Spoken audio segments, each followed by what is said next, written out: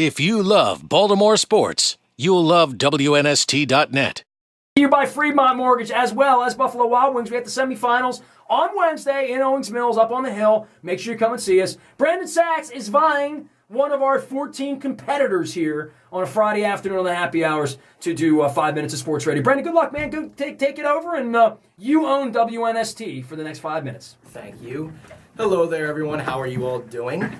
Let's talk a little bit of Ravens for just a little bit. Probably the biggest story to come out of the Ravens for the past couple days is the fact that the Ravens reinstated Rolando McClain from the reserve and retired list.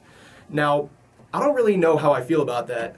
Just from the different information that's been provided, he was late to his first practice, he failed his physical, and he just seems like a liability. I mean, in 3 years in Oakland, he played 41 games. He had 6.5 sacks, 1 interception, and 1 forced fumble, and he had 20 passes defended. And I understand that he would end up working alongside Darryl Smith, but to me, someone like Arthur Brown, who's only been in the league for a year and hasn't really had the chance to prove himself, yes, he did play most of the games last year, but he hasn't had the chance to prove himself, I don't think. Rolando McClain is somebody who he spent 3 years in Oakland. He never lived up to what he was expected to be. He was an 8th overall pick in the 2010 draft, and since he's been drafted, he's been arrested 4 times. I mean, just look at other players that have taken time off from the game. You look at players like Brett Favre, like Prime Time. You don't see them having any legal troubles like that. They don't get arrested 4 times.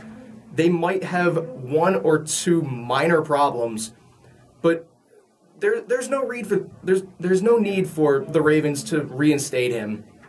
Now, some people are going to say, oh yeah, well, he's just about to be cut, or he's going to get traded, or they just want to give him a chance. He had his chance. He doesn't need a second chance. He's had multiple second chances. He's been arrested 4 times. The past 3, he's had a second chance. But the 4th time, he was arrested not even a month after he got signed by the Ravens. At this point, it's unnecessary to sign him. You really just need to leave him be. Just leave him on the reserve retire list. I get that you want to give him a second chance, but he doesn't deserve it at this point. He really doesn't. And I think it's a shame that the Ravens are, potentially going to be paying this guy, his salary is going to end up being $700,000 for the year, but there's nothing to pay him for. I mean, he showed up, he got arrested, and he retired. I don't really see what the big deal is here. He's just a liability at this point. He's only going to make the Ravens look like a lesser team, and they've already had enough legal troubles this offseason. Just look at, the guy we just got rid of, Tandon Doss. He retired, or he didn't retire, but he just got arrested. We've had other players get arrested. Look at Ray Rice. Does he deserve a second chance? Yes, because different circumstances. But Ray Rice has been arrested. You've had 2 other guys be arrested. Former Raven getting arrested. You do not need someone who's been arrested 4 times since he's joined the NFL to be reinstated. I just don't see what the idea would be behind them reinstating Rolando McClain. So, now that I'm done that rant, let's move into something a little more positive. In Manny Machado, from what it seems, he will be hopefully back in the major leagues by mid-May. He's getting ready to start his extended spring training games, and as soon as those go well, he's going to start his rehab stint in the minors. And he can be up there for 20 days, and once that time is up, he can come back to the Orioles. It seems like we really do need Manny. In 2 years, Manny has a .279 batting average. He has a .744 OPS. He's hit 21 homers and has a 6.4 WAR. Now, someone who has a WAR of that high is an MVP, not an MVP. He is a perennial all-star.